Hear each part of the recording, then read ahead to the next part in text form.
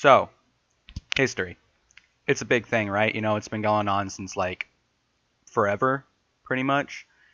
Um, but you got to look at specific things or else there's too much to talk about.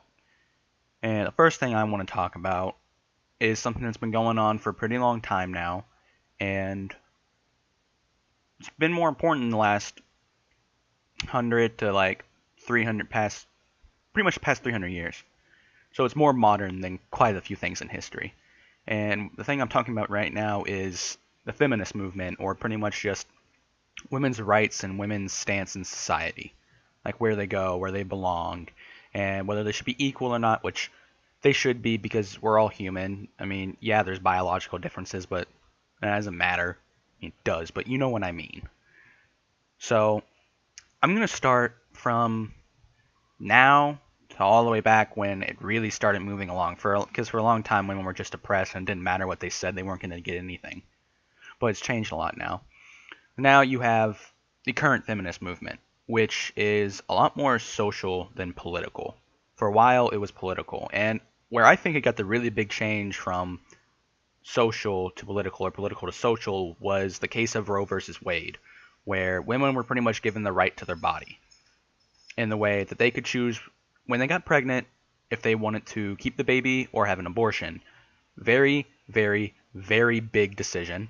And even now it's still conflicted, like President Trump, or pretty much a lot of Republican candidates, and even a few Democrats, but they weren't running for president, will say, I'm going to repeal Roe versus Wade, which they can't because it was ruled by the Supreme Court with a bunch of old guys, and I think women. I don't know if there were any women on the court at the time. Honestly, I don't know, but I have a picture right here. And yeah, that was all those guys. One of them's really tall and old. But Roe versus Wade wouldn't have happened if it weren't for the old feminist movement, which was about, I think, earlier 1900s to like 1800s. And it really started getting a lot of movement in World War II. Because in World War II, a lot of guys that were working in the factories, they're gone now. They're just poof, gone. They're in Germany, they're in France, they're over the seas, just anywhere. They're in Japan, anywhere they're needed, anywhere they're assigned, all that. But with all of them gone, who's left to work the factories? The women, who weren't allowed to serve in the military.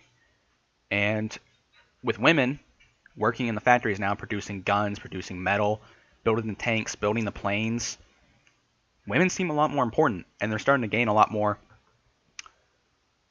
pride, that for lack of a better word, because they had a lot of pride. They've been building it up for a long time, but now they actually had a way to show their importance. Because without them, you know, the war movement would have totally failed. You know, like you have Rosie the Riveter, big poster thing. Even now, she's still important. Like you'll see her on a bunch of shirts. Like feminist movement now, when they go like on marches and stuff, they'll hold her around on flags and crap. Really, really, really big deal. Another thing with women working in factories is the Great Depression. Like everyone had to work to try and get money. Everyone was trying to fix the economy. Everybody wanted to get something because nobody was getting anything. Even the really, really rich would seem kind of poor if you compared it to today. But with that, women were working, children were working more. You're going to see a lot more importance in that. But you got to jump really far back now to other important things, and that was pretty much the eruption of modern thought in Europe. But sadly, that was used to sustain a lot of stereotypes with like biology. It would show how women were quote unquote biologically inferior to men because they didn't have more muscle mass or crap like that. They weren't taller, a bunch of stuff like that. And then there was also evolution, Darwinism. And Darwin was even kind of supporting that. He was talking about how women evolved to be inferior to men. And there was also the stupid argument of reproduction, which I think is stupid because honestly, if there were no women, there would be no children. Men, you can put the sperm in a womb and it'll produce something, but it's considered unethical to take the womb out of a girl and then grow a baby in a factory. So, really, women are more important than that. But you got Freud, Darwin, Huxley, but Huxley was a kind of a good guy. Sort of. Some things he did was sketchy, but overall, pretty alright guy for the time because he's old. He's dead. He's really dead. And Another jump back.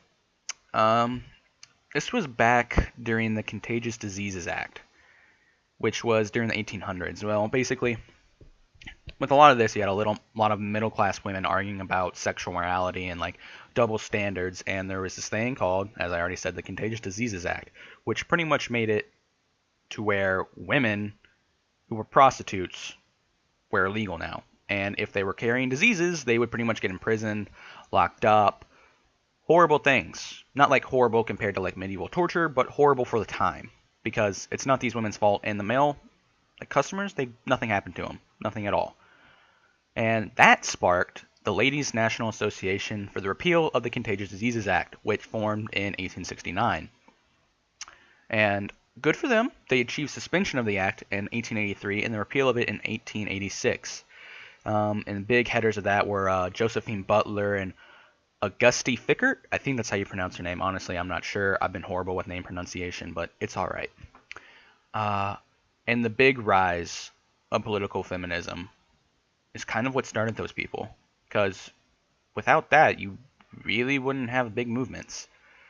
But because of them, also, you get people like Millicent Fawcett, who led the National Union of Women's Suffrage Societies, which could pretty much get about 500,000 people in 1908, which is a big deal if you think about it. And her husband, don't remember his name, supported women's suffrage, and her tactics resembled English liberals from a long time ago again.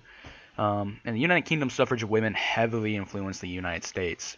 Like you have Alice Paul and Lucy Burns, who both used hunger strikes and things like that. You know, civil disobedience, not disability. That was a mistake. Uh, but there were some issues caused by new industries and economic change because of the Second Industrial Revolution. Um, a lot of young and unmarried women were entering the workforce, and the social gap separated, which was kind of bad because you have these young women entering the workforce not making a whole lot of money, and then you have middle class women who a lot of the times weren't working. You know, they had that whole marry a rich guy and you'll be middle class and stuff like that. So women started separating, which later and earlier technically caused a lot of issues between the difference of point of views. Like earlier, the middle class women were arguing sexual morality and double standards because a lot of the prostitutes were, poor, and a lot of women were like, you shouldn't be doing that because they didn't have to, which caused a lot of, even today, now you'll have some women that talk about the feminist issues if it's this big, big, giant issue that disrupts every single thing in society, and then more moderate ones that are like, yeah, women shouldn't be catcalled, women shouldn't be sexualized, stuff like that. But then you also have ones that are like, the wage cap, it's horrible, even though it's proven to not be like purposefully because they're women. Anyways, off topic. Now, let's go back to another thing that really affected feminist movements, and that's the French Revolution in 1848 and 1851. And there was a lot of feminist activity by French women. They took advantage of the July monarchy collapse to voice the reforms of their social conditions. And you have the Voix de Famille, or the Women's Voice, which was a newspaper that addressed these concerns. And really another reason that they were able to do that is because this was a time of revolution. Like, there were a lot. And it gave a chance of new ideas and powers to make their ideas known, and support it. But there were also a lot of nationalist and liberal revolutions. As you all know, liberalism is like equality, let's get away from the old ways, new stuff, yeah, yeah. And new stuff was women's rights and women being bumped up from where they were. And now we've got another jump back. The romanticism. And there was a writer named was Mary Shelley who wrote the famous novel Frankenstein. It was made tons of movies and knockoffs like Young Frankenstein. And the Romantic movement was a response to the Enlightenment, and sadly it depicted more conservative and medieval stuff, which was not good for women's rights or the view of women, but you're always going to have reaction stuff like that when there's big movements and big changes. There's going to be a reaction period.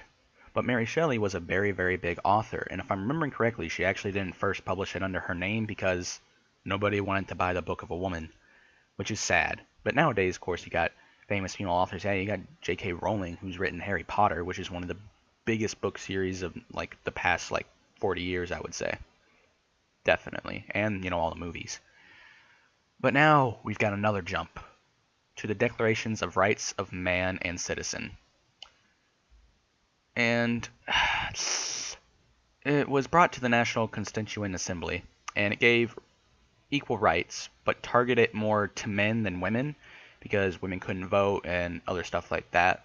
Another thing was Louis XVI was kind of stalling before passing the bill, which led to the Parisian Women's March on Versailles. I can't speak. And you have Olympe de Gouges' Declaration of the Rights of Women, which was a response to the Declarations of Rights of Men, because I'm simplifying the names because they're kind of long and annoying. It took a big feminist standing, especially considering the time, and it was during the reconstruction of France after a lot of change. And she pretty much went exactly against what the other one was doing. It was targeting men a lot, and she targeted women a lot, saying they should have equal rights, be allowed to vote, all stuff like that. And saying that back then was a big deal, and a lot of people were blown away. They're like, whoa, whoa, no, we cannot allow that. Women should not be allowed to vote. No. But, of course, eventually they are allowed to vote. Mostly all over the world, except, of course, you have places like the Middle East, where you have very, very, very non-modern views in Islam. Islam, not Mislam. Leave me alone. I'm getting off topic again. So let's jump back to the Enlightenment, okay? And with the Enlightenment, you have philosophers. And philosophers were basically philosophers that put all their stuff in writing and tried to spread their views around. They were political and social.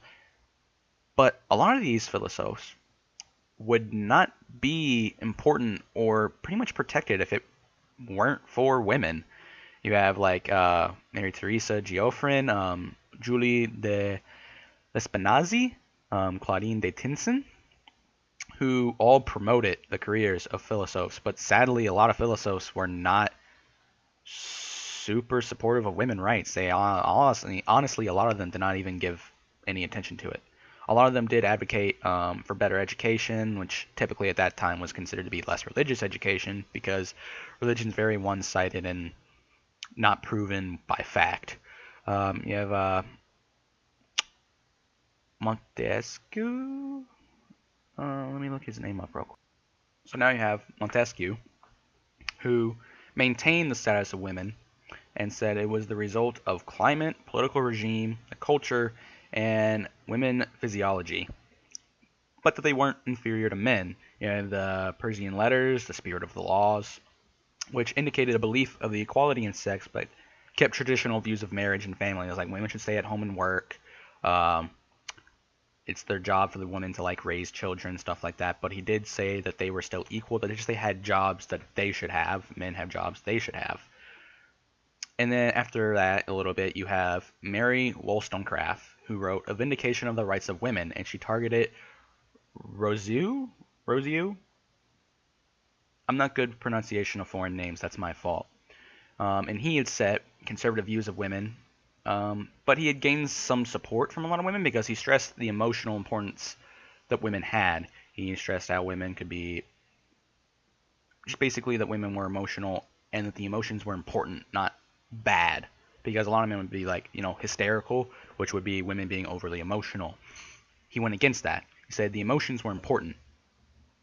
And so Mary Wollstonecraft brought in the agenda of the Enlightenment and got it to include the rights of women.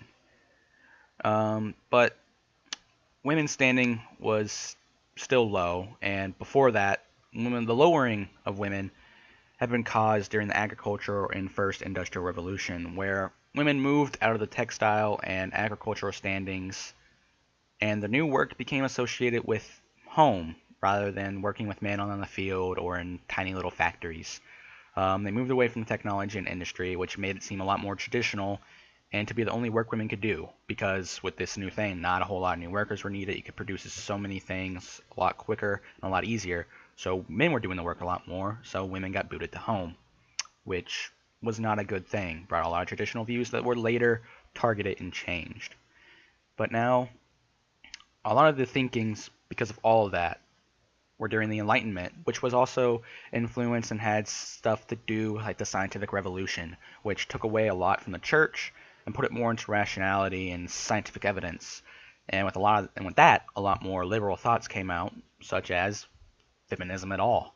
So really, just with time, people become socially liberal. There are recessive periods, but it always seems to be 2 steps forward, 1 step back, 3 steps forward. Women have gained a lot more rights in the past 200 years than they ever had 700 years ago. And I think that's a big deal, and it'll continue to go that way. But now, we have to look something more modern-ish that is actually become a bit more important recently, like in the past month or two. And that is the Cold War.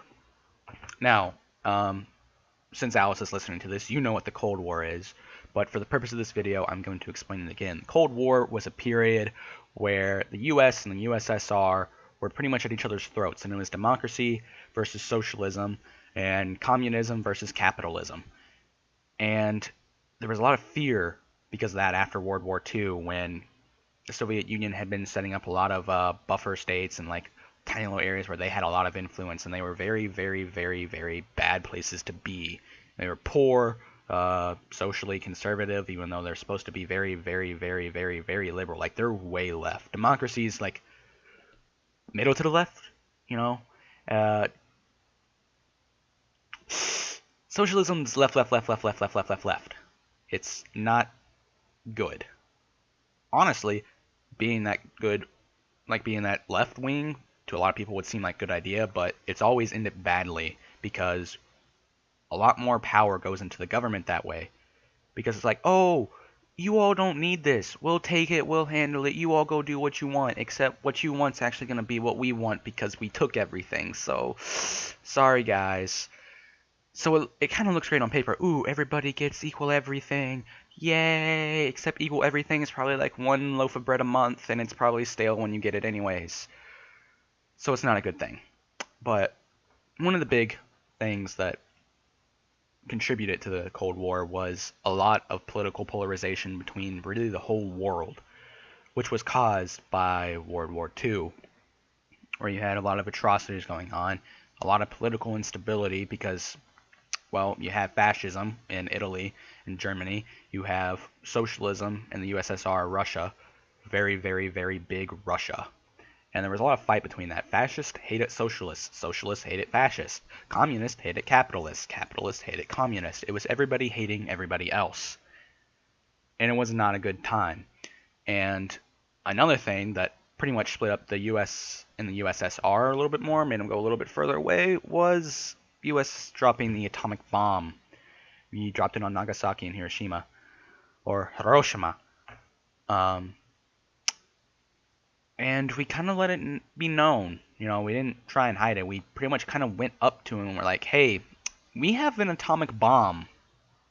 Watch out. I mean, they didn't care because they were working on it too. But they kind of like helped us a little bit in Japan. A little bit. We did the brunt of the war in Japan. Russia may have taken the brunt of the war in the Western Front in Europe, but we took on Japan pretty much by ourselves. And the USSR was upset that we did not give them land and power in Japan. So that was another thing that caused it. And let's go to specific events right here. Okay, so the U.S. and Great Britain greatly feared the Russian dominance over Eastern Europe and the Soviet influence spreading into their governments and the West, pretty much. And further strife was caused by the leaders. Both Stalin and Lenin were very much against capitalism, which was pretty much what the rest of the great powers lived off of. And they both said the USSR and other socialist communist countries needed to remove the capitalist. And there was a long period of distrust just from the formation of the USSR after the October Revolution in 1917, where there was a lot of violence to be had, and the U.S. didn't know whether to be happy with it or upset about it. I think it was a good thing at that time because it brought Russia out of World War I and a lot of people were dying. And I'm just saying this for the sake of the people, because millions and millions of Russians died. And I don't have problems with specific Russian people. I don't want a lot of people to die. But anyways, Stalin thought the U.S. and the Great Britain were making Russia take the brunt of the war and the fighting, which I'm not going to say they were intentionally doing it, but if you look at the death tolls, it's true. And that might have also just been because Russia's army was a mess, like a horrible, horrible mess. I mean, they just, like, army generals thrown in prison, a bunch of bad stuff. Like, this happened through a long time. There were purges all the time. But Russia had the highest death tolls. It's sad. But then after World War II, pretty much all the countries and the great powers were divided on how to handle the aftermath of World War II. The U.S. was very, very global. They want to spread their power and influence over the world. And, you know, like you have, at the time of World War I, it was the League of Nations. This time it's like the UN, there's NATO, all of that. But Churchill was just more concerned about the strength of Great Britain, you know, Great Britain staying there strong, and concerned about the Mediterranean. You know, a lot of trade there, a lot of their power there, you know, colonies, influence, all that. They would just want to maintain that, keep Great Britain's power was, spread it when they can, and they wanted buffer states against the reach of the Soviets, because it's not that far from Russia to the United Kingdom if you look at the map. US is huge, Europe's huge, but a lot of countries are in Europe. And after that, like I already said, there was the Japanese fighting, and dropping of the atomic bombs upset the USSR because we didn't give them land or influence in Japan. And strife and tension was rising steadily. Like, there was standoffs and all that. So then Truman, our president at the time, with a little bit of pressure and just his own need, released the Truman Doctrine, which basically said the U.S. would support conflicts and countries against the USSR or subjugation. He said, "I believe it must be the policy of the United States to support free people who are resisting attempted subjugation by armed minorities or by outside pressures." And he said this while addressing Congress. And then NATO formed, which was pretty much determined against the USSR, and the USSR formed the Warsaw Pact, which was pretty much their NATO. It was a military alliance or agreement to pretty much, if one country, if like a NATO country invaded a Warsaw country, all of the Warsaw countries would invade that NATO country. It'd pretty much be another world war. So these two were pretty much, hey, you can't attack anybody without starting a world war, so don't attack anybody. And pretty much because of those two, we did not have another world war, because we would have had another world war if there weren't an alliance like that, stopping the great powers from killing each other and fighting each other. And another strife that was caused by the Cold War and helped add to the Cold War were the proxy wars, where you have Vietnam, which at first it was the French there. We aided them and then eventually took their place. There was the conflicts between North and South Korea, just like there were conflicts between North and South Vietnam. There was the Chinese Civil War, and there's some smaller ones people argue about. There's like conflicts in Afghanistan, which is a lot more recent. That was pretty much before, not too long before like Russia dissolved. But another thing, big thing, was the Red Scare. The first one was pretty much when the Russians formed. It was about 1917 to 1920. People were scared of the communists. You know, we heard tales of like violent revolutions. We heard tales about how horrible the Russian leaders were. And then there was a second one in 1947 and 1957, typically called McCarthyism. It was a period of McCarthyism where you don't like your neighbor, you don't trust him, he's a communist. He accidentally kicked your cat, he's a communist. All these Hollywood stars, they're a communist, all because of McCarthy, who was a governor, I believe, maybe a senator. Not a good guy, caused a lot of trouble. People eventually got over it because they're smart. And for the biggest thing, okay, this was probably the biggest conflict in the world in the past 100 years, and that was the Cuban Missile Crisis. Russia, or the USSR, had moved nuclear missiles into Cuba, which could launch them on the United States. And our president, John F. Kennedy, demanded that the USSR and Cuba need to remove the missiles, or there'd be a nuclear war. And there was a standoff. It took about 2 hours, and the USSR was smart, and they moved the missiles out. But if they hadn't, there would have been nuclear war. A lot of dead people, another world war. That was a big, big, big time of tension. And now for another big one. And this was a big one more so for Europe than the rest of the world. And that was the Berlin Wall. But I'm not talking about it being raised. I'll say a brief period. Berlin Wall. Okay, East and West Germany were split, but East and West Berlin were also split because the other great powers wanted to have a place in Berlin, the capital, because the Berlin capital was in East Germany, which was under control of the Soviets, and the West Germany was under the control of the Western powers, Great Britain, France, America. So Berlin Wall had been raised there to stop people from immigrating over to West Germany or West Berlin. And a lot of people died trying to get over it. Nobody wanted to be there because it sucked in the East. It was awful. The living conditions were nowhere near as good. People were getting hungry. Like, there were blockades there, but America flew in food. It was a big, big deal. And then, later, it was broken down. And Gorbachev let it happen. He's a good guy. He had soldiers standing there just for pretty much decoration. Told them, no, let them do it. Let them tear down the wall, because he was a smart guy. Another, not as big one, but still important in the view of the scientific struggle, because there are other technological struggles, military struggles. What I'm talking about is the space race. So the Russians had launched a Sputnik, which was a satellite that went up into space. So then the U.S. took it on pretty much their pride and their need to show their strength that they would be the first to launch a crew into space, a spaceship, which we did, who then landed on the moon. And it was a really big deal, and we pretty much said, fuck you, Soviets, look at this shit. It was fun. Kind of wish I had been an astronaut. But after that, when the struggle kept continuing, because like the Soviet Union had been there for years, let's say 1980s, 1970s, okay? The socialist communist countries were really declining in their standard of living, and the West was prospering because they had the better system at the time. And the leader at the time issued the Brezhnev Doctrine, which was pretty much their version of the Truman Doctrine.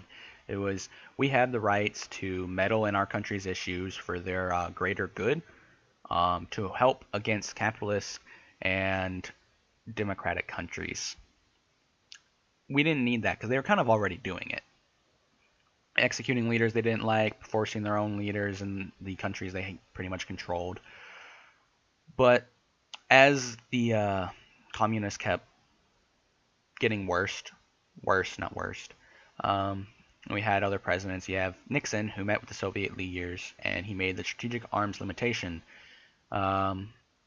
which is pretty much in the name, to help keep down nuclear missile numbers, military numbers in general. The issue had been dying down until 1979 when the Soviets moved into Afghanistan. We didn't like that. Eventually that died down, except it didn't. The Soviets moving in there influenced a lot of things like the Al-Qaeda, which we helped make. The CIA funded them, taught them how to fight because they wanted to move against the Soviets. And then, we had to end up fighting against Al-Qaeda and ISIS and a lot of other terrorist groups or rebel groups. It's a big issue in the Middle East. That's another thing we're going to talk about later. But now let's talk about this great guy, okay? Gorbachev, whichever you prefer, comes in, right? And he realizes this place is a mess. We need to change it. He starts trying reforms, and he realizes these aren't helping. He's trying to make a free economy, and he realizes you can't have a free economy or free anything without freedom, and they severely lacked in that.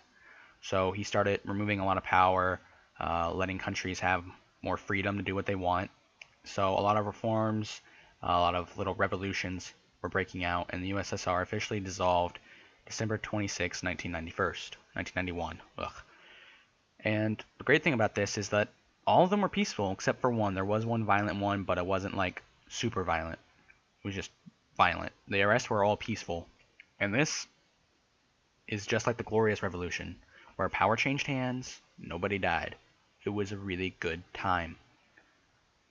But now, after this, you had the new governments forming in place of the communist or socialist, and you have this guy Putin, okay? And I mean, look at this guy. I can't take him seriously. He's riding a horse shirtless, and it's no good. It's no good. But now we have issues in Syria with Putin. Putin supports the president, horrible guy, uses chemical weapons on his people, on the rebel groups, which is a war crime.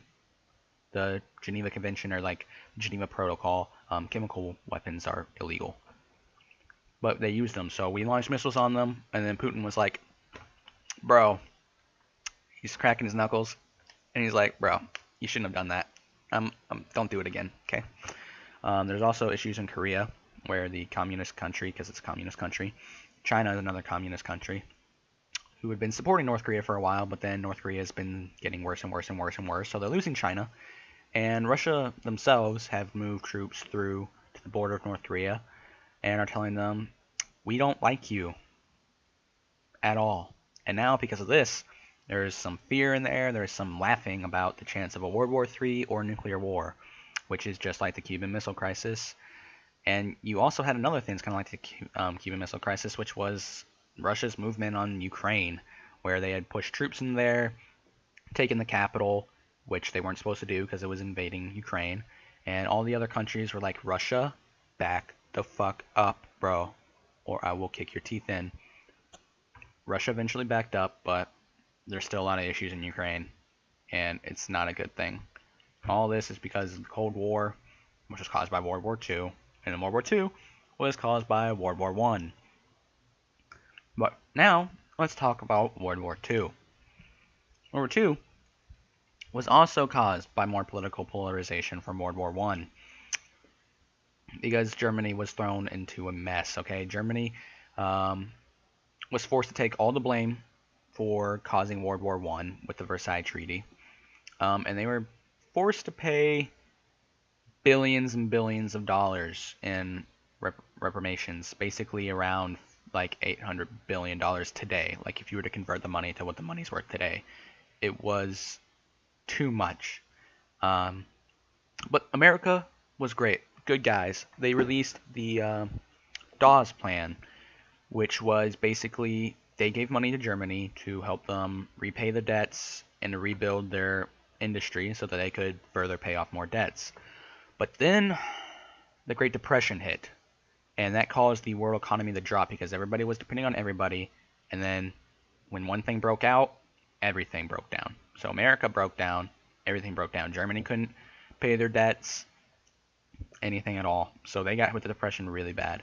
And there was a lot of economic and political strife in Germany, which, with that, allowed Hitler to become prominent, sadly, and gain attention. He was a fascist / socialist, kind of a mix of those. He blamed the Jews because he's stupid. And he wrote things like Mein Kampf because he's stupid. But there's somebody who was even more stupid than him, and that was Hindenburg, who, when Hitler had been gaining a lot more power and attention and public support, decided, let's throw him a bone. Let's put him here in power, okay? Because we can tame him. We can control this guy. So he gave Hitler the power he needed. So then Hitler overthrew all of them and became the Führer, basically the almighty ruler. He became a dictator. Which, if you want to, you can throw this back to Julius Caesar, who had supported the government and then went against them when he had been given more power. And then you can look at Napoleon, who was also just like Julius Caesar. He had the military support, and he went in and overthrew the government who he had previously supported because he realized he could take power. Those are two great connections, and you're welcome, even though a lot of people have probably also made that connection. But now let's look at another thing that caused World War II, and that was France taking the Ruhr Valley, when they were rude and mean and kind of douchebags, the German civilians, beating them. I'm pretty sure a few got killed. I mean, they were just rude, and they weren't supposed to go into the Ruhr Valley. It was demilitarized because of the Versailles Treaty, also another unfair thing. And if you kind of want to know what made the French people so mad at the Germans, was basically, well, World War I. They didn't like them for that. But before that, there was the Franco-Prussian War, where Germany beat them in a war, very, very quickly, France got whooped, and then they rubbed salt into the wound by making them crown their king or their Kaiser in the Hall of Mirrors at Versailles, which is why you also get the Versailles Treaty. They all led to one another. But it wasn't good. But pretty much all the basic conditions um, were caused by the Treaty of Versailles. Its unfairness towards Germany with reparations, which allowed for really, really big economic depression, political strife with the Weimar Republic or Weimar. And the Treaty of Versailles, like I said, resulted from World War I and decades of long strife between France and Germany, which can be stretched back to the Franco-Prussian War. And then another big cause for World War I was all the little secret alliances that everybody had. There were like the Triple Entente, the Triple Alliance, the Entente Cordiale. It was a mess. There was some stuff with France and Russia in there. And Germany had Austria, Hungary, and Austria-Hungary sucked and hated the Serbs, and the Serbs were loved by Russia. Serbs loved Russia. So Austria then also hated Russia. It was bad. Another thing in World War I and World War II were the issues of competing colonialism or imperialism because of the new imperialistic view, which was colonies were necessary to be a great power. So Germany, France, Britain, they were all spreading colonies in Africa, places in Asia. And when tensions started to grow between Germany, France, and Britain, they all had colonies. France and Britain were kind of realizing, man, Germany's getting stronger, dude. And France and Britain were like, yo, if some shit breaks out, we gotta help each other. Which would then lead to things like the Entente Cordiale, stuff like that. So now, I pretty much told you World War II was caused by World War I. So now let's look at World War I. One of the biggest short-term effects was the Archduke Ferdinand. It was a cause, not effect. Archduke Ferdinand, who was going to Serbia because he wanted to see how it was down there, visit, and he was a Serbian. And he got shot. And his wife. In an alley in their car by a member of an anarchist group called the Black Hand, I believe. And that was the short fuse thing. But for a long time, Austria had disputed with Serbia. Because you have the Bosnian crisis where Russia and Austria had an alliance to move against the Ottoman Empire, Turkey at the time. And Austria moved before Russia could be ready. And that angered the Serbians a lot. And they were called the Little Brothers of Russia. Another thing that caused the issues between Austria and Serbia was the war in the Balkans. Austria wanted to prevent Serbian gains and Serbian access to the Adriatic, and Russia backed the Serbians. And Britain put a conference, and they ruled in favor of Austria, but Austria was really, really mad at the Serbians because they publicly exposed and announced their demands to Austria, not requests, demands. They demanded that Austria do these things. So then Austria issued an ultimatum to the Serbians, who then responded to them by moving their forces out of Albania. But Austria really wanted to just beat the out of them, okay? Like, he really wanted to just punch them in the face. But they listened. They backed away, so they didn't have an excuse. Another thing was, let's look at this thing. I guess you could say the Second Moroccan Crisis, but this was a bit more of a French and British thing. It showed that they needed mutual support if they wanted to go against Germany. And you have another big disruption of powers in Europe, because Germany, when they unified, became a superpower when there wasn't one before. Germany was a mess, a bunch of different little tiny states with a bunch of little tiny princes, and Germany became a great superpower. But the bigger issue of that was the fact that they were a very conservative country. They were a monarchy, they had conservative viewpoints, and this was a time where there had been a lot of liberal thoughts and revolutions. So Germany was there with its big conservative viewpoint, like, hey, look, you can be a conservative superpower too. They did not like that at all. And Germany was hated by France because of I already told you about the Franco-Prussian War. But then Germany, with their stupid Wilhelm II, I believe, wanted to be like Great Britain. He was like, man, we need to be like Great Britain, man. We need to respond to the sun, man. Dude, come on, let's go. So then he started building their army a lot and building their navy. And Britain had this obsession with naval supremacy. So with Great Britain building their navy, no, with Germany building their navy, Great Britain decided we need to build our navy now. Okay, we need to make it even bigger than theirs because they're trying to make it as big as ours. Wow. Another big issue between specifically German and Britain right there. Germany and Britain. And another like short slash long term effect was Germany issuing a blank check to Austria. Which pretty much told them, do what you want, dude. We got you back. We got you. Okay? You want to fight somebody? We'll back you up. And then Austria went and fought Serbia. So then Germany had to back them up. And then Russia came in and backed up Serbia. So they had to move against Austria-Hungary and Germany. But with Russia moving against Austria-Hungary, they had an agreement with France that said if you're going to move against one of them, you have to move against both of them. So then Russia also had to mobilize against Germany.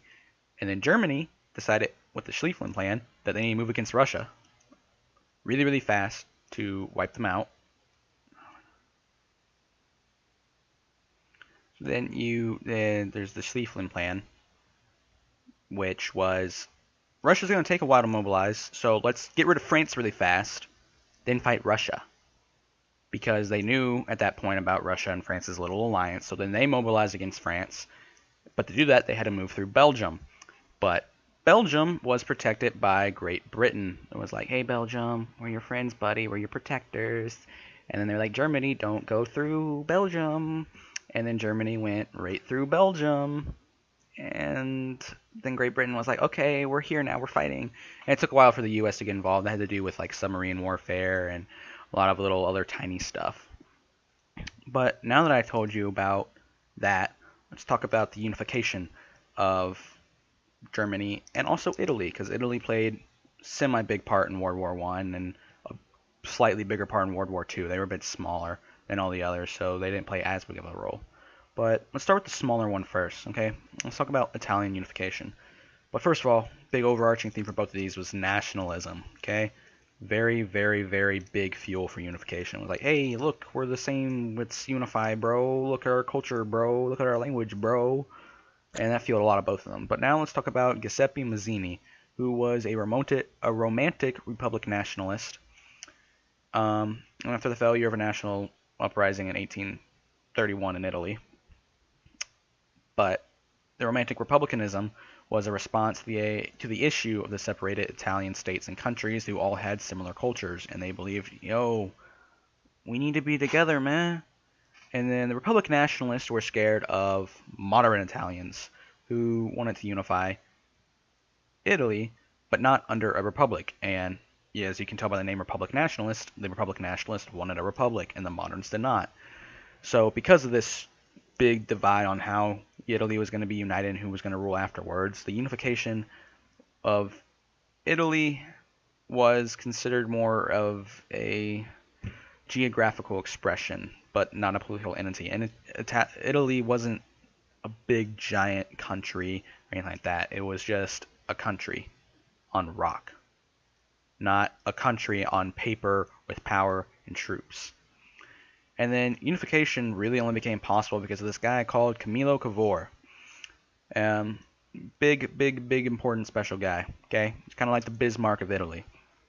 And he used a lot of special policies combined with the use of force and secret diplomacy. He was a big, strong monarchist. Okay, another time where there's a lot of liberal thoughts going on, and here he is wanting a monarchy. And he felt unification was necessary for the economic and material progress, which gave him more support from the people and the aforementioned moderate. And his overarching ideal of being economically and material necessary is what allowed for his strategy to work. His first step was for him to prove the Italians were efficient and economically progressive to the great powers. Because of this, he promoted free trade, railway construction, expansions of credit, and agricultural improvement. And another thing that caused him to get more support was his absolute hatred of Mazzini and the Romantic ideals, which made him really, really determined to not let them get what they wanted. Because of this, he also realized the need and power of nationalism. So he needed to reach out and get the loyalties of those with other nationalistic views. And later he promoted the Nationalist Society, which spread to a lot of other Italian states and urged for unification. And because of this, their strength started growing, but he knew Italy could never fully unify as long as the Habsburg Empire held control. So then he made an alliance with France because of this to defeat Austria, and it was only made possible because of Napoleon III ascending to power, who was very, very fond of continuing on that whole idea of Napoleon and like being great power, spreading nationalism, having alliances, all that stuff. And then there was also Piedmont, who was pretty much the king, or would become the king, and he was pretty much the king of the ones that are already like, we want a monarchy, woo, woo, woo. And he sent 10,000 troops to help France and Britain in a conflict of theirs, while Austria had remained neutral in that. So then Italy gained even more favor. And they went to the Paris conference after the issue was resolved. They raised the topic of unification, let their things be known, but asked for no reward, and then left with no reward. And people were impressed by Cavour. He was very, very smart, very intellectual, and with no guy coming in asking to take some crap, they're like, wow, this guy's cool. And then later, there was an assassination attempt against Napoleon III, and it was by an Italian, which made him more interested in Italy, and he saw Piedmont as a potential ally, and he saw himself continuing his uncle's liberation of the peninsula. And this led to Cavour and Napoleon III meeting at Plomberie in southern France. And together, there, they made a plan to start a war in Italy as to defeat Austria. And they signed the treaty in December 1858. And then, in 1859, Piedmont mobilized his army, and then on April 22nd, Austria demanded Piedmont demobilize. And because of them doing this, it allowed Piedmont to say Austria was provoking a war, and France could intervene to aid its ally. And then the Austrians started getting whooped and whooped and whooped, and a lot of a revolution started bringing over Italy in like Tuscany, Modena, Parma, the Romagna provinces, the Papal States. And the revolution was becoming so effective and so strong, and because of that, France started fearing Italy was becoming too strong. So then France signed a treaty with Austria July 11th, and Cavour felt betrayed. He was like, yo bro, why'd you do that? But most of northern Italy had joined with Piedmont, and later, further unification was possible because of the Republic nationalists called Garibaldi, I don't know, who was going out and conquering parts of Italy. And then later, Piedmont moved against Garibaldi, and nationalist feelings took power over Garibaldi, I can't roll my R's, and he decided to join Piedmont to prevent further war and bloodshed. And then later, Naples and Sicily joined the Italian kingdom in 1860, and gave Savoy and Nice to France to chill them out. They're like, here you go, France, here's some guys, leave us alone. And then later, Victor Emmanuel II was proclaimed king March 1861, and Cavour died in June, which was bad because the new Italy really, really needed his skills because of a lot of internal disputes. Because of that, later, there were Italians that kind of needed to feed on that nationalist feeling. They still wanted Rome and Venetia. And Venetia was able to be gained because of the Austro-Prussian War in 1866, where Prussia gained Italy's alliance by promising them Venetia. And then they gained Rome later during the Franco-Prussian War in 1870, when French troops had to withdraw from Rome and the papacy to help with the Franco-Prussian War, and Italy was able to go in and take Rome. So there's another great power. I mean, not like a superpower, but they're pretty powerful and they're unified, and they were buddies with Germany, which added to intensities and tensions for World War I. Now let's talk for the bigger, more important one, which is German unification, which is a very, very big reason for World War I. The first major change to go really far back was to Germany and the German states in 1806 by Napoleon in the Confederation of the Rhine. Because of the Confederation of the Rhine, they were able to withdraw from the Holy Roman Empire, and Emperor Francis I dissolved the Holy Roman Empire and named himself Francis I of Austria. Another important one was the Romantic movement, like mentioned in Italy, where a lot of nationalist feelings started to rise in force, especially after Jena in 1806, where they had a little big fight and they got whooped. And then there was a revolution in Prussia, March 18th, 1848, where Frederick William The fourth would not turn the troops on people in Berlin who were raising a lot of issues and rioting a little bit, going on strikes and stuff like that. Several civilians still died, and Frederick had to give in to the pressures, and he announced he would make further concessions for a constitution and would aid in unifying Germany. And then another big thing, I would say progressive, but it's pretty much regressive, that caused a bigger rise in progression, was the Frankfurt Parliament, which angered and split the population. A lot of liberals were angry at the working class and the conservatives, but the conservatives were able to play on the divide, and eventually the issue started dissolving a little bit with the conservatives becoming more powerful and important. And then in the 1850s, unification of Germany seemed impossible. There was a lot of issues with the political structure in the Germanic lands because of the German Confederation. But William I of Prussia became king in 1861 and announced Bismarck as the prime minister in 1862. And now, the big guy, Otto von Bismarck, this guy right here, glorious beard, was a big proponent of German unification. Big proponent. And he gave a great speech, and he said Germany would be united through blood and iron. And now these ideas are realpolitik, or the ends justify the means. Pretty much you have to do what's necessary to get what you want, which is Machiavellianism. Machiavellianism, which you could say, I guess, Machiavelli, okay? He was an Italian. He was influenced during the Italian Renaissance, and which was violent and bloody. So a lot of his thoughts were set by that time, which influenced the ideal that a ruler has to do what's necessary for the good of his people, even if he has to do bad things, which influenced Bismarck. He decided, I'm going to do what I have to do to get Germany united. I don't care if I have to start wars. I don't care if I have to kill people. I'll do it, which he did. Because of all this, he started a war in 1864, which he attacked Denmark to gain Schleswig-Holstein, where they had German-speaking people, which is German culture, which is nationalism. And then in 1866, he provoked the ruler of Austria for a war, which they quickly won, and they had Italian help, and they promised them Venetia because of it. And then a lot of issues started rising between France and Prussia, which Bismarck then also used it to unite the German people against a common enemy, which is another nationalistic plot. It's, look at this guy trying to come in and mess with our crap. Our crap. Now let's combine and beat the shit out of them. So, trying to build up French and German relations didn't go well. There was the issue with the Spanish throne, where the Germans tried to push Prince Leopold of Hohenzollern.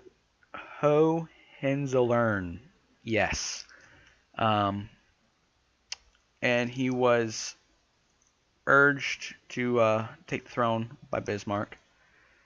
But France did not like that. They feared that the unified Germany and Spain against France would be really bad. So then they put pressure on Bismarck in Germany, and the Germans had to withdraw. But the emperor refused to bow to French ambassadors who were saying, hey, yo, you're not allowed to push for Leopold again, okay? And he was like, you can't tell me what to do. Go away. So then they had stresses because of that whole issue. And then later there was the Franco-Prussian War, which Bismarck caused by altering a telegram, which then angered Wilhelm, who then declared war on Napoleon III. And it was declared July 19th, 1870 by Napoleon III because of issues. And the winning of the war was possible for Germany because of the Second Industrial Revolution with railroads and steam engines, because Bismarck realized industrialization is important. He had trains that could drop thousands of troops off before French troops could get up there at all. And then they won, because of that mobilization, they won the Battle of Sedan, which is a very big battle. And then later, there was the Armistice and Treaty of Frankfurt, where Germany got Alsace and half of Lorraine, which angered the French people greatly, and also established Italy being able to gain the Papal States, which completed their unification. And then because of all this, there was a lot of contempt that eventually led to issues of World War I. And now, you heard me mention the Industrial Revolution. You heard me say a second one, and another time you just heard me say the Industrial Revolution. The second one is the big one, okay? It was the one that broke out in the 1800s and went on for quite a while actually. It was caused and also affected a lot of the conflicts and events during those time periods. Countries that industrialized saw a big boost in production and superiority and quality and advancement. Um, and then it completely transformed the working environment. Women and children were working in factories, and socialism in Israel was also caused to start rising by that, which led to a lot of reforms being made in the governments. And because of this, there were reform battles in Great Britain, which between this guy called Gladstone and another one called Disraeli. They all were like having pissing contests on who could reform the most, pretty much. And then France had their revolutions again. They have a lot of them. And because of a lot of constant reforms, revolutions, and new governments forming, the entirety of Europe was just thrown into like an instability, pretty much. But the general theme was liberal. All the reforms and revolutions were liberal, except for the ones of Germany and Italy, who came in with their conservative monarchies. And it was not a fun time. And so further scientific discoveries were also made, which caused a lot of new philosophies, which quite a few were even further against religion, which led to Neistek, or Night, blah blah blah. So now you heard me say a lot, and for most of those, that was pretty much just the first two periods. It was modern to World War One and World War Two. So now I'm gonna go really far back to on the piece of paper there were the first and second sections, which I haven't made a lot to, because honestly I was focusing on those because I love them. I love those time periods. But now we're here to my not as favorite ones. And the big first one that I came up with was the bubonic plague. The bubonic plague caused a lot of things. It caused an awareness of health and diseases, and a rise of interest in medicine and public health, which like led to bathing becoming important. Realization that fleas were spreading it. You know, you had little smoke outs to kill fleas. And I think this deep impact of the plague increased fear and awareness of sickness, which if it really weren't for the bubonic plague, I don't think medicine would be where it was today. The bubonic plague left a lot of fear in the people, which then spread and spread and spread, because like, look at today, there is like, I mean today is in modern times, there was the big media blowout for Ebola and the Zika virus. They were given so much attention, but also underestimated. We were like, oh, it won't get here. I'm pretty sure a lot of people in the plague thought, it won't get here, we'll be fine, and then they died. And the bubonic plague also influenced the writings for the Decameron by Giovanni Boccaccio? Boccaccio. That's a weird last name. And now let's look at the big, I heard you talk about the Industrial Revolution and all that crap, so now let's talk about the big just development period back then, which was the Renaissance. Those are pretty much the only two ways I've ever heard them pronounced, which started in about 1375, and some say it continued on to like 1527. People dispute on it, like when does the time period end, blah blah blah. But because of the Renaissance, there was Studia Humanitatis, or basically humanism, which promoted better non-scholastic studies with grammar, history, rhetoric, politics, and philosophy, and just an importance of humanity, just humans. Okay, they took a little bit away from the religious aspect, that to be holy and good, it had to be because of God and your connection to Him. And I've already talked about Machiavelli, so let's talk about him a little bit more. You have Niccolo Machiavelli, who was a humanist because of the Renaissance, and he was influenced by this just constant flux in Italy. He promoted unification, and he said only a strong man could rule over a population so divided and selfish. Which, if you can connect that to Hitler and Caesar. They both ruled massive areas with lots of divided people and were dictators at the time.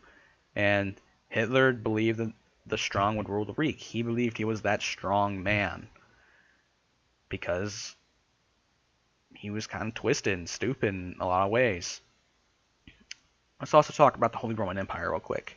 Now, after the Renaissance, there was the rise of liberalish thoughts. For that time, they were definitely liberal. When you look at them now and you're like, this isn't that liberal. But there were a lot of unifying people. So then the Holy Roman Empire created the Golden Bull Agreement for the Electoral College, which basically meant that a group of, I think it was about 7 people, could decide who the emperor was, because they realized a lot of people were getting a little bit more liberal with their thoughts. Like, here, okay, we'll have some people decide, okay, so that way you can feel like you're important. And if you want to, you can connect that very easily to the Electoral College of the United States of America, where the U.S. president is elected by delegates in the Electoral College, not the actual people. Popular vote will not decide who the president is. The delegates will. And now let's talk about another big important thing, which was the Age of Discovery. Basically, the Portuguese did most of it. They had a lot of ships. They're going out exploring a lot of places. That led to like people competing for the spice trade, which then led to Columbus begging for leave to get spices, and he was eventually permitted that. And instead of finding India with a lot of spices, they found the New World, which then led to the Age of Conquest for the Spanish Empire and the New Worlds, which led to the Aztecs being wiped out, the Incas being wiped out, a lot of bad stuff by conquistadors who would go there, kill people, get their crap, and then leave. And the Age of Discovery, or Age of Exploration as you want it, led to a lot of bad things. That affected the indigenous populations of the New World a lot. Like, they spread diseases like smallpox, all that stuff on blankets, and all the natives were just, their population was decimated. And another time period, which actually lasted for a few hundred years, were the witch hunts, which started around 1400 and lasted until like the 1700, like below 1700, like 1700 kind of. After that, people were getting smarter. But the clergy held a lot of power, and they propagated the fears of witches and the power of Satan, where you very much just make a deal with the devil to get power and crap. And that is just like the Red Scare McCarthyism, where the government boosted the fear of communists, people falsely accused as communists and Soviet spies were imprisoned, and other things like that. Religious pluralism, okay? If you can't tell by the name, it's this idea that there's a lot of religions now. Like, you have, in Christianity itself, you have Roman Catholic, you have Orthodox, you have, some people argue, Mormon, there's Baptist, all that stuff. But religious pluralism also caused a lot of conflicts. Because of religious pluralism, there was the Crusades, Culture Kampf with Bismarck, there was even the St. Bartholomew Days Massacre, and also the 30 Years' War. The 30 Years' War also led to the Peace of Westphalia, which caused more issues in Germany. And I've mentioned the Glorious Revolution before, but basically people were not a fan of absolute monarchies, and constitutional monarchies were favored. And Louis XIV ruled an absolute monarchy. Louis XVI ruled an absolute monarchy. Wars were fought, and his hubris eventually led to France going into immense debt. He also suppressed the population of Jansenists. I think that's how it's said. They were another religious group that dealt a little bit more with Jesus than other ones did, but he didn't like them at all for religious and political reasons. And those religious and political differences led to discrimination by government, which was bad. Nobody likes that. And then 30 Years' War was like the Culture Kampf, obviously a lot less violent, but it was still Protestant versus Catholic. And I told you about the 30 Years' War, right? The Peace of Westphalia, and the German states were fragmented to like 360 different entities. And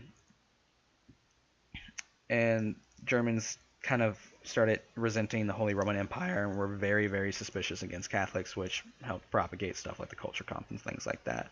And St. Bartholomew's Day Massacre is kind of like the Holocaust on a much, much smaller scale, but basically the Huguenots were blamed to have been planning a government overthrow, a coup d'etat, and the government at the time moved against them, butchering them horribly. And in the Holocaust, the Jews were a scapegoat who were then put into camps and killed brutally. The steam engine with the fuse that led to the Industrial Revolution, and that Industrial Revolution just led to a shit ton of things, like I already said. And if you want to go really, really, really, really, really far back, we can look at places like Athens. Okay, Athens was one of the greatest Greek city-states, cities, countries, whatever you want to call it. They were very rich and much more intellectual than all the other ones, and they formed a very basic and poor form of democracy that would eventually build up to things through a chain of events to be what modern democracy is. Because of that kind of ideal of people having a say in it, it led to the Roman government, which was a republic. They had a senate who were elected by the people. They had the plebs who were the people. You could be the consul of the plebs. Basically, you spoke for the people.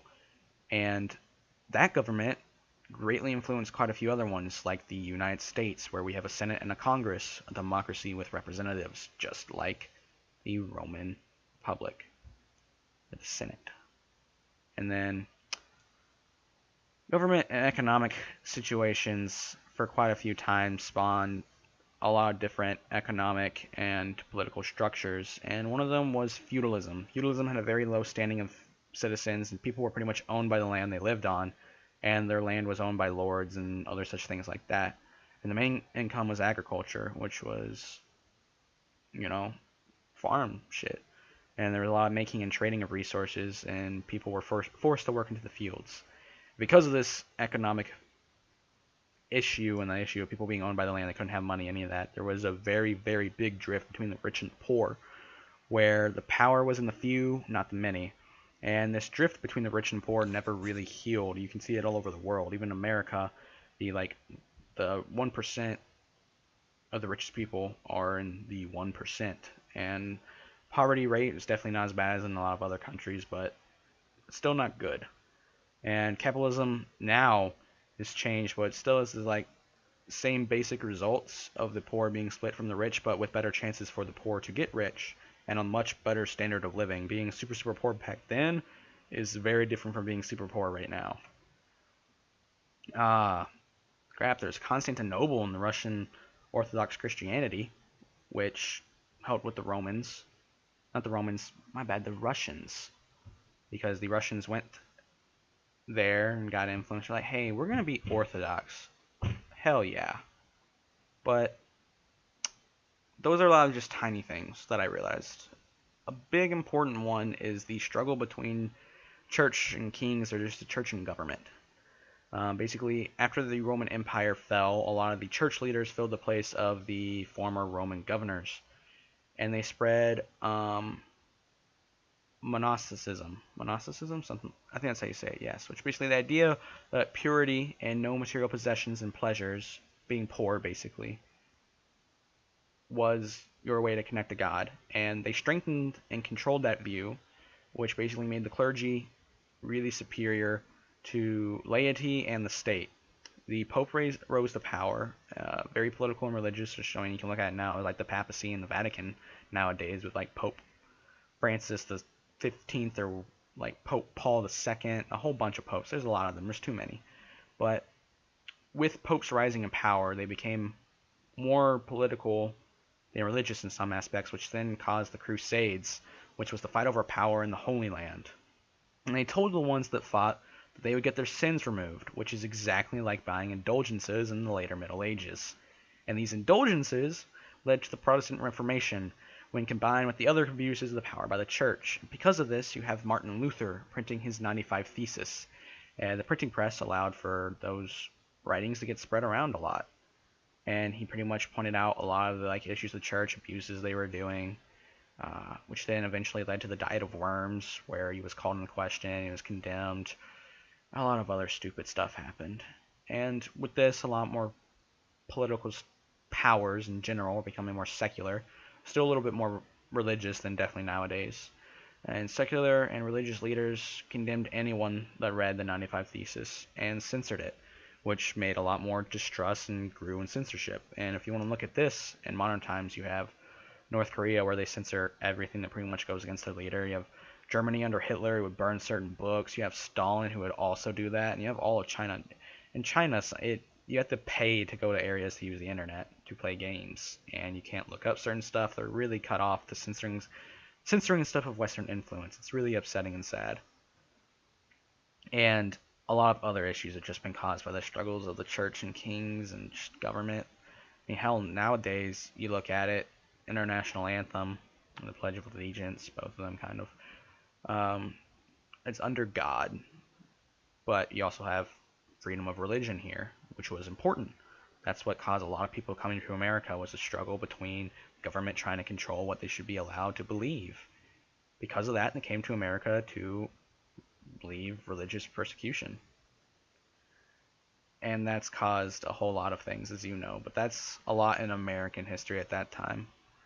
So let's look at humanism. You saw me mention it earlier. It was the belief of human importance instead of divine or supernatural. And that brought a new interest and was pretty much caused by Greek and Roman philosophy.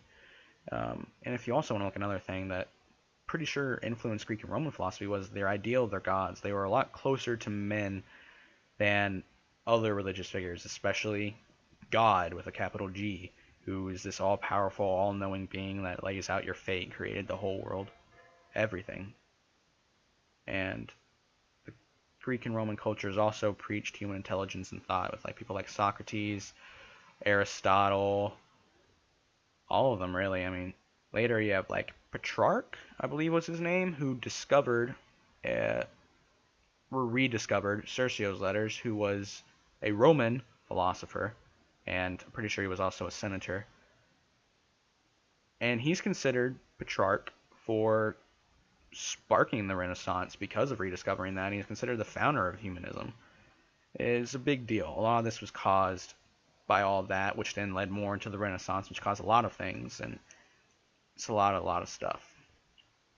And another big issue between the struggle of church and kings, because I forgot to say it, was Henry VIII, who actually completely reformed Parliament and also took some power away from the church, quite a few powers away from the church, just to suit his needs. He moved against the clergy and put a lot more power into himself, just so he could marry another wife, because he wasn't getting a male heir from the one he had.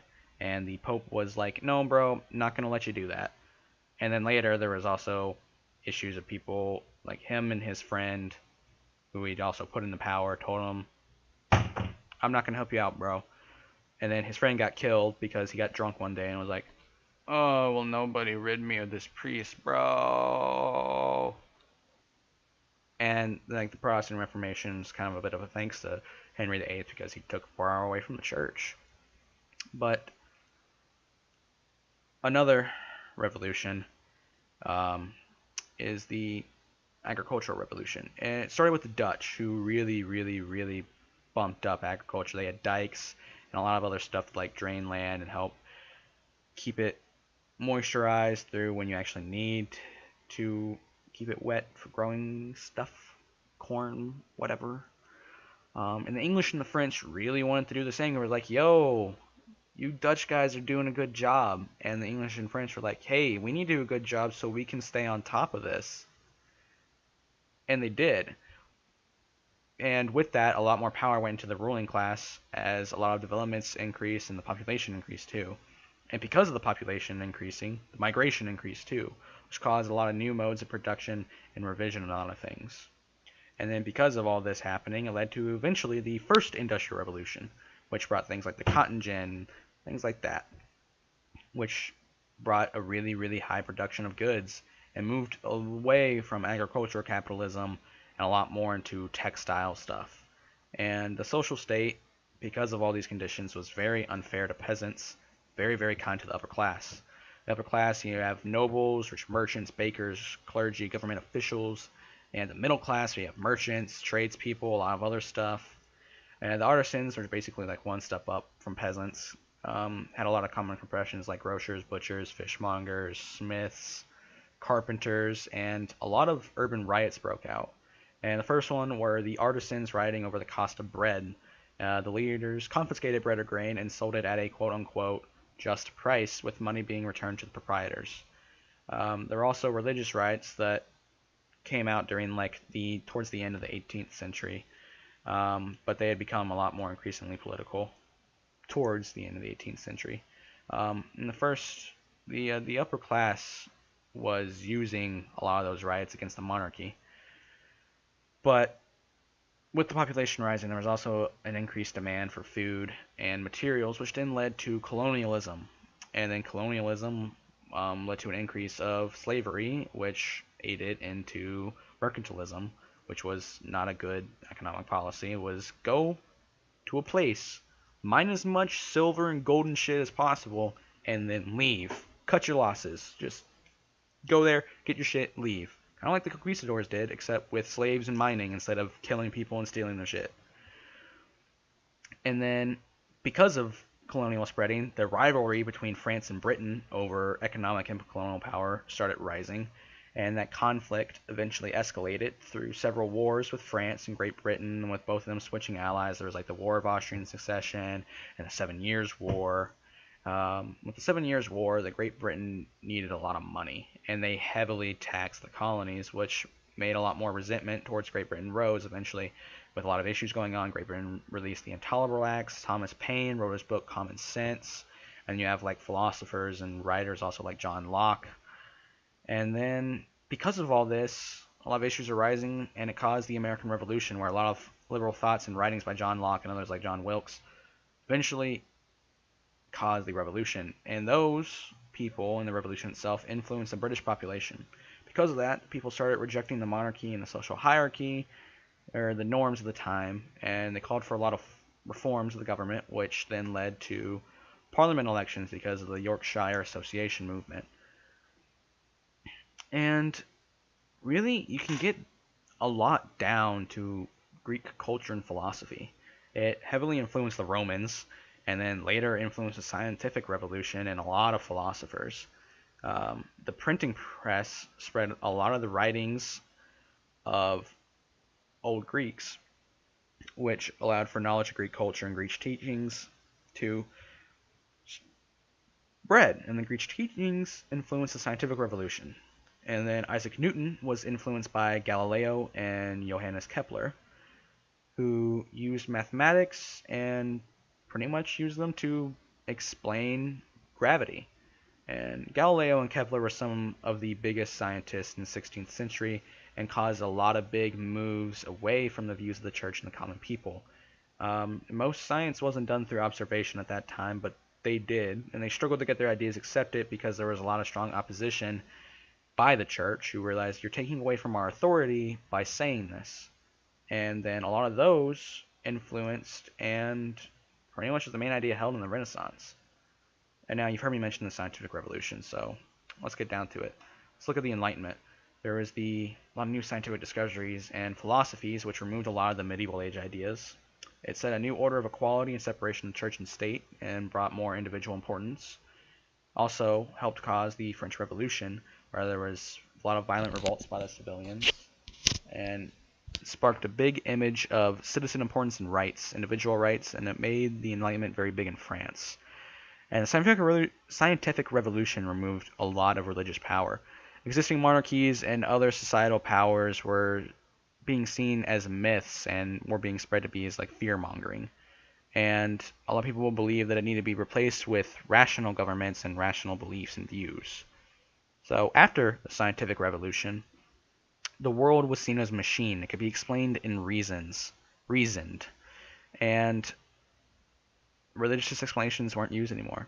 You have Bacon, who attacked scholastic ideas that all knowledge had been discovered and all could just already be explained.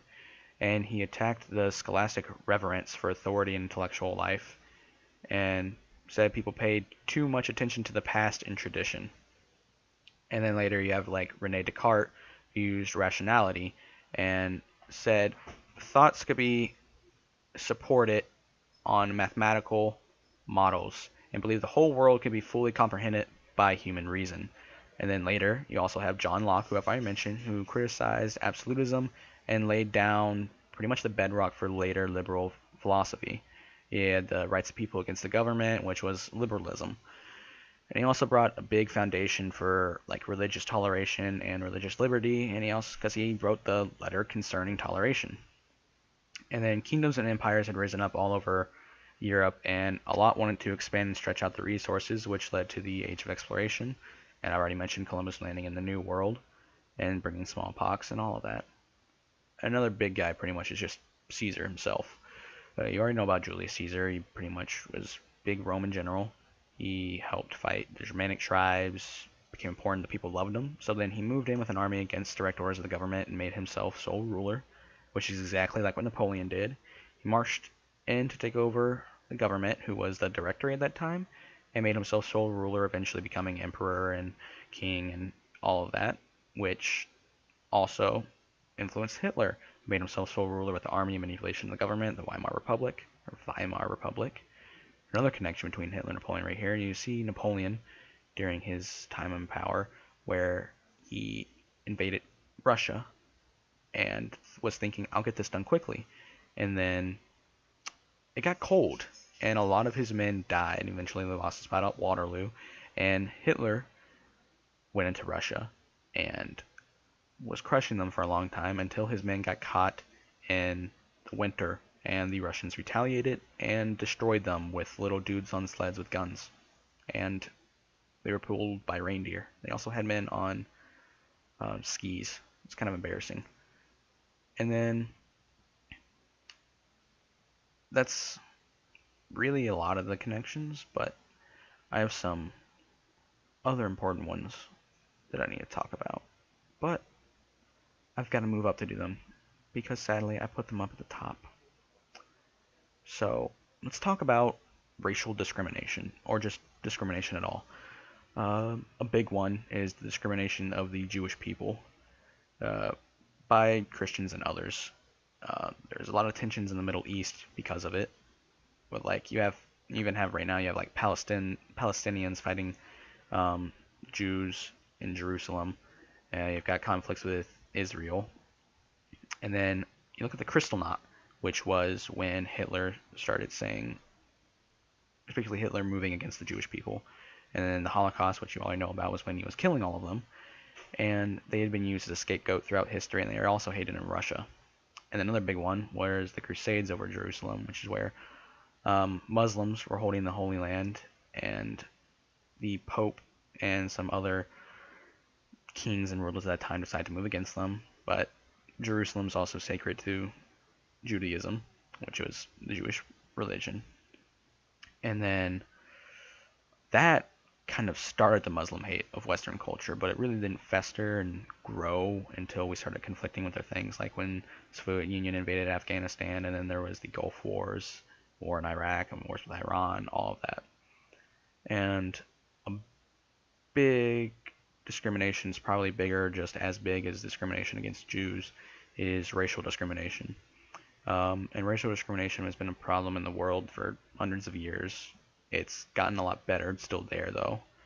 But you can really track it down to Europeans first landing in Africa, particularly those in like the West African regions. And you had mercantilism at the time, which was, as I said, get as much shit as you can and ship it all out. But don't import anything. It was all about exports. You need to get crap, sell it, but don't take crap in. And this required a lot of manual labor, and most of the Americas were short on labor. So how do you fix it? Slaves. When the Europeans reached Africa, they found big slave markets already set up there by Africans who were selling other Africans.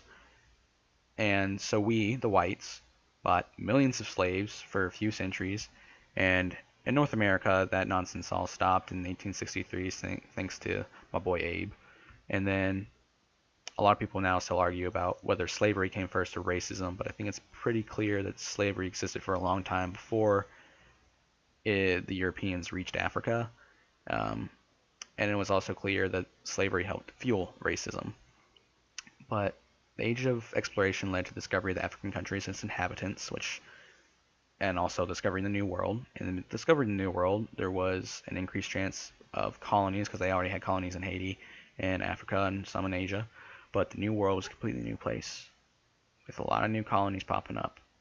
And their big economic output was in plantations, and the plantations required a lot of labor because the population at that time, which was a lot of white people that had come to escape work and persecution, didn't want to do the work, and slaves could do it. So then a lot of slave markets in Africa were expanding the slave trade, and the Industrial and Agricultural Revolution, which brought the cotton gin and small-scale factories, increased slave labor and a big boost in production. And a new economic structure and ideology, which is mercantilism and imperialism, more colonies and more exports, which led to more colonies. And a lot of power was spread over them, and restrictions were pressed on the colonies and populations. which then led to the American Revolution, as I talked about, and eventually you have the Declaration of Independence, the Constitution, and then things like saying all men are equal, but not slaves. I mean, it's not hypocritical, right? No. And then later, certain states started freeing slaves, becoming more liberal in that view, but the South held on to theirs because the South was mainly agricultural and the North was very industrialized. A lot of those issues about slavery led to a lot of things, which eventually led to the Civil War. And another little connection right here, the people thought the Civil War was going to be quick, you know? It wasn't going to be long, it wasn't going to break out, there was going to be a lot of bloodshed. And a lot of people also thought that about World War One. It was really dumb of them to think that. But the war lasted for years, and the death toll was unprecedented because of the Second Industrial Revolution. Second Industrial Revolution brought a lot of new weapons, which like atomic guns, ironclad ships, new bullets, there were grenades, and the tactics had not changed to accommodate these new developments in technology. And because of that, eventually trench warfare was developed, and it was used in World War One and World War Two. Really, a whole hell of a lot, pretty much. And the Second Revolution, okay, brought a lot of mobile transportation. Railroads became very important, as you can see, with Germans using them. France was using them. Great Britain, especially in America, we were using them too. There were upgrades in ships. Ships became clad in iron. They also had cannons. Like U.S. had like one ship that could turn a 360-degree cannon. Another one that had like 12 cannons on it. I don't know. And a lot of the European countries didn't pay attention to the American Civil War, so their death tolls were also huge because nobody was paying attention to it. And the American Civil War was considered the first modern war, so people really should have paid more attention to it. And another thing that added more into racism was the Europeans came from far more advanced society at the time. Like Africans still had cowhide shoes and like Shaka Zulu and just tribes spread out a whole lot.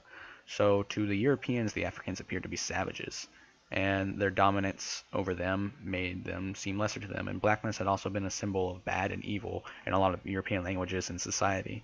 Like black equals darkness, darkness equals Satan, Satan equals demons, um, and the night is pretty much when all evil creatures rise. I mean, if you think about it, you look at everything, it's like it's dark. That's when evil stuff comes out.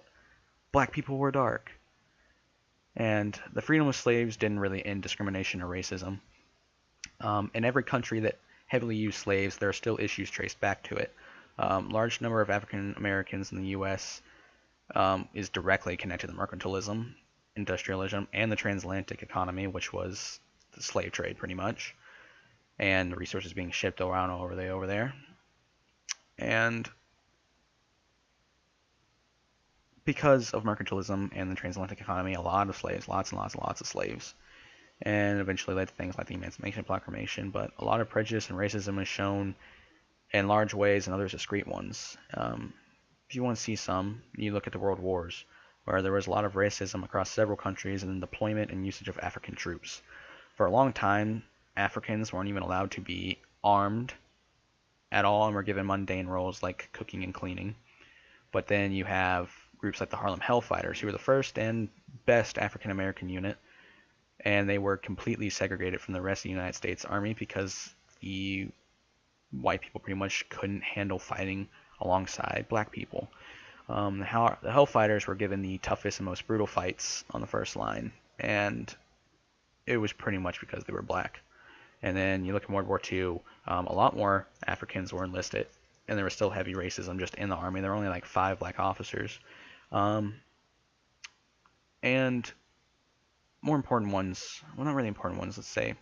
Another big one was Britain, who, in all the colonies they had spread to, had their own special foreign troops, and they were the Gurkhas, who were from Nepal, and were given special assignments and stuff like that. They also had sent like Lawrence of Arabia to raise people in Arabia to go against the government and help the fight in Great Britain against Germany.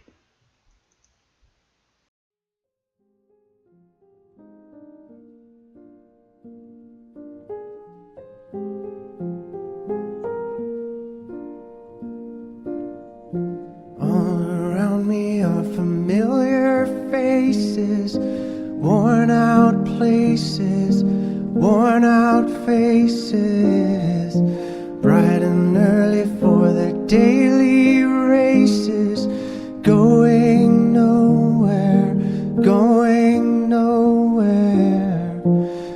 Their tears are filling up their glasses, no expression, no expression.